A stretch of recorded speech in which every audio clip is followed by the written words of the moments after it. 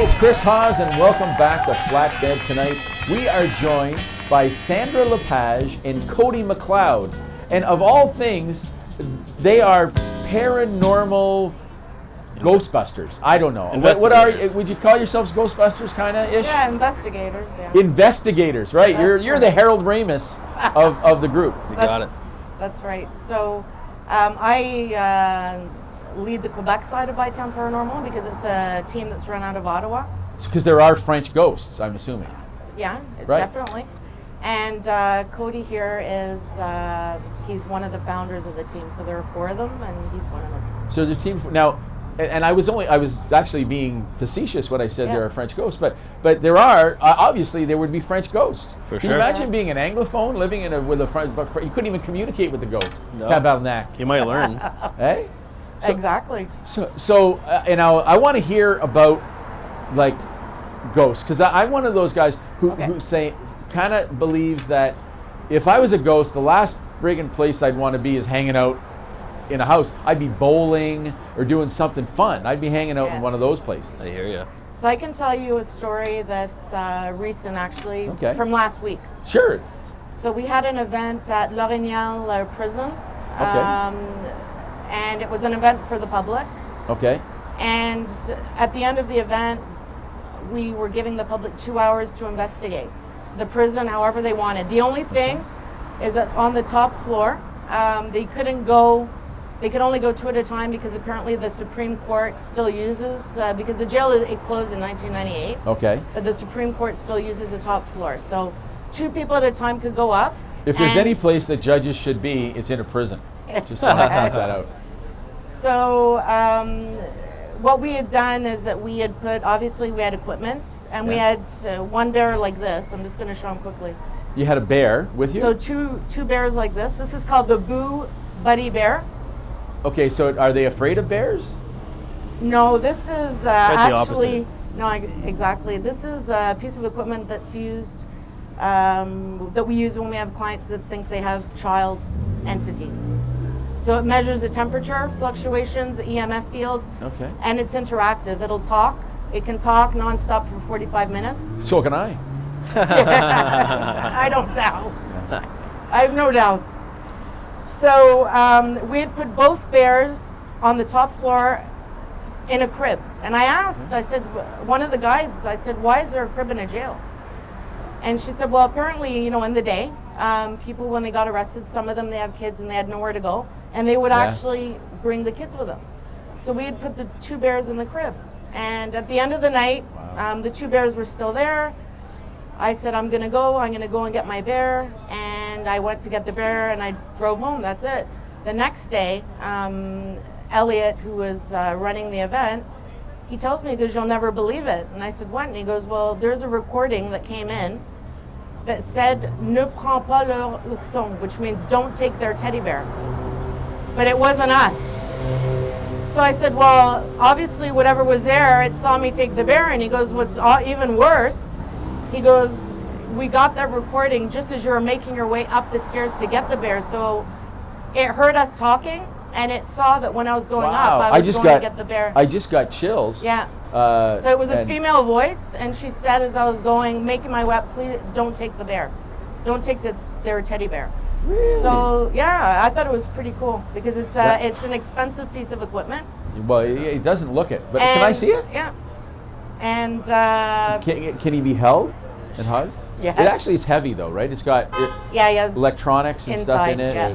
It's also possessed, and anybody who touches it usually becomes so afterwards as well. So it's a very cute bear though.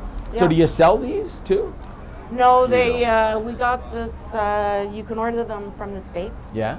But in Canada, unfortunately, they don't sell them. So if you have a ghost, how do you know if you have a ghost? Like, I mean, people, I've seen Poltergeist and Amityville Horror and all those scary movies from when I was young.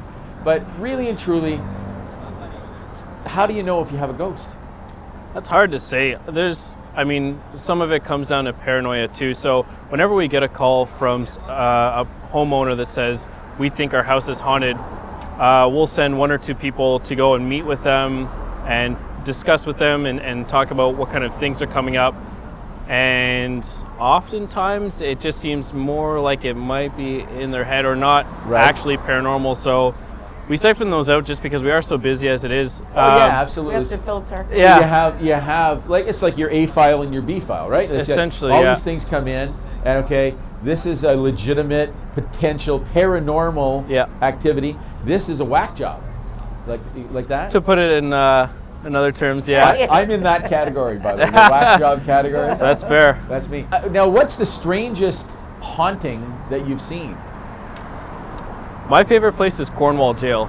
So I'm probably one of the biggest Jails are skeptics not of a the group. popular place, apparently. Not typically, especially back then when they would, same thing with L'Oreal, they'll stick anybody in there. If you have a mental disability, if you were a woman who had a child, the child went with you to jail, and they're in there with murderers and just awful people. So back then it was really, really interesting times. Would someone have to die in the jail to be the ghost of the jail? Or would it be like they were visiting one day and decided to stick around as Well, it's fun, right? I mean, it's jail. I Why don't wouldn't you know, want to stay there for life? I think that from what we've done, you have people that it's something bad that happens. So obviously, Yeah. if you're in jail, a bad memory, they can be attached to the property for whatever reason. right? Or when it's not a jail, they could just be visiting. So how do family you member. ask them kindly to leave and not make the walls bleed? I'm waiting for that. Honestly, most of our clients, all they want is confirmation that they're not crazy. Right. And the majority of them, it's very rare that we've had clients that say, "I want it gone." If Yeah. it did get to that point, then we would be able to, take further steps. But the majority of them, it's just that they want confirmation that there is something there, and So they're good with that. are most ghosts nice then? Like, I mean, I can wouldn't you get say along nice. and live? Like, can you live together in harmony with a ghost? As far as we've seen, it depends on the person though. You could have a cuddler ghost and people still be terrified of it, even if it's the sweetest ghost ever, just because they're so terrified of the paranormal to begin with. I saw that on Casper. Right? That seems Yeah. awesome to me personally, but Yeah. I could see why you wouldn't like No, that. and I'm wondering because I mean, if you have a ghost and you don't want them to leave, like, you know what I mean? Yeah. Like, why You not? can get, I Like, think that you can get used to it. On a personal level, I owned a farm. I bought a farm in 2000 in the Pontiac. The first time that I went in that house, I knew right away that there was something off. Really? And I lived there for 18 years, and you do get used to it. I have to say, at the beginning, you get kind of scared, but you get used to it. Yeah, and they're watching you all the time in the shower. It's a theory, Eh? but maybe they can go from place to place. No, we don't really Yeah. know, right? Yeah. They might not be hanging around all the time. This is a business, right?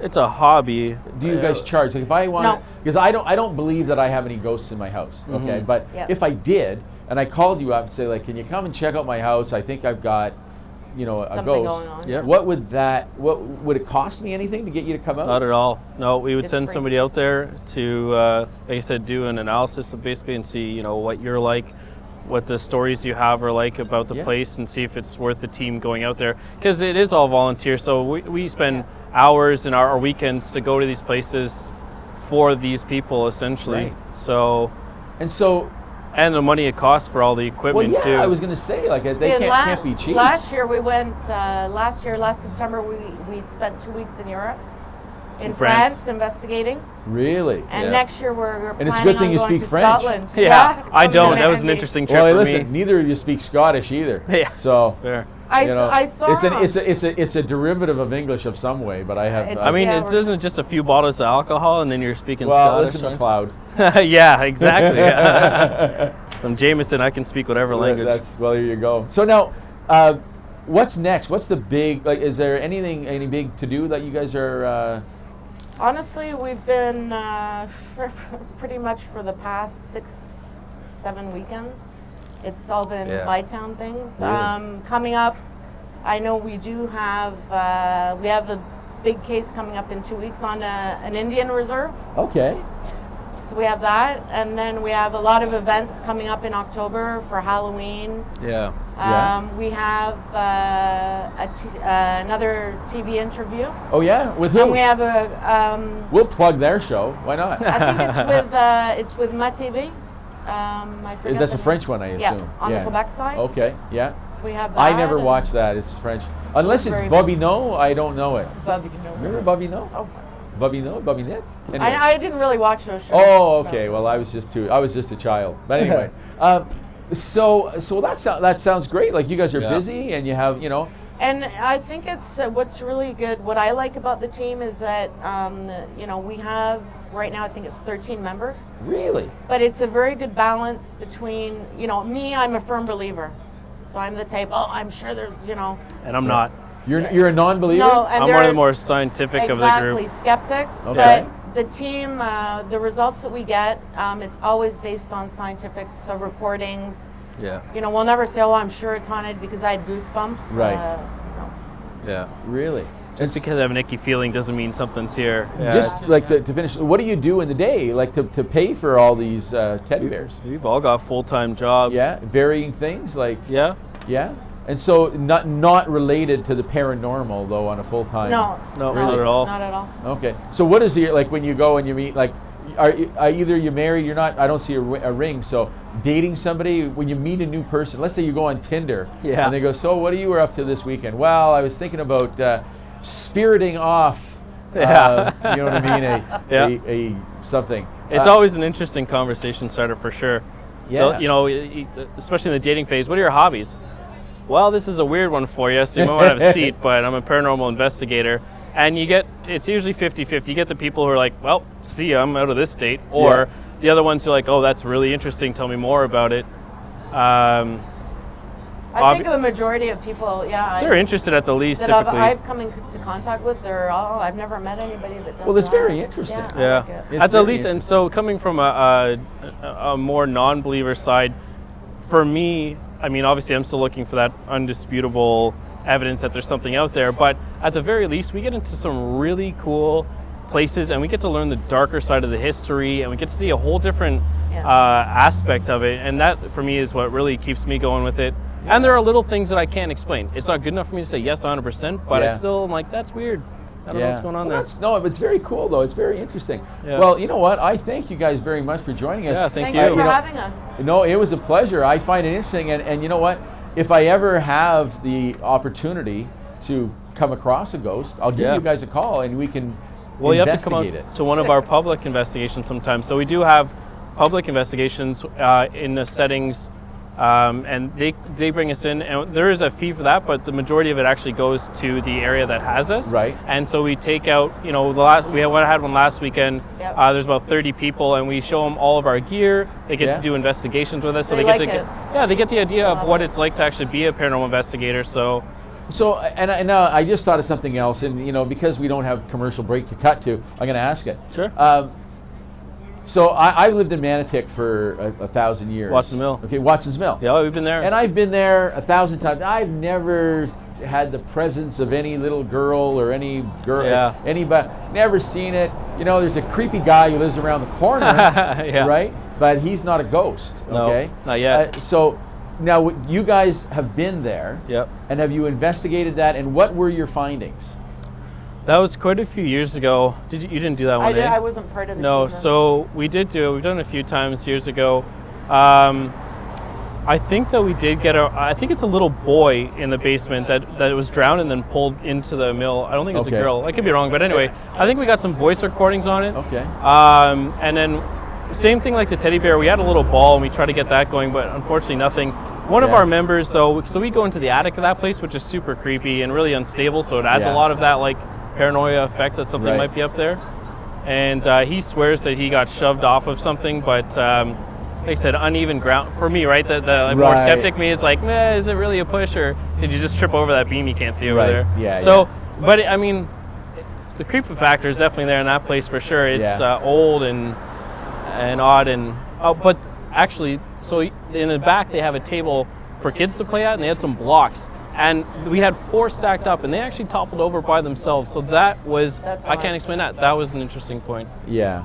Well, you know what? There you have it. Watson's Mill is haunted by the ghost, either a boy or a girl who is there in the attic, maybe not in the attic. You Yeah. know.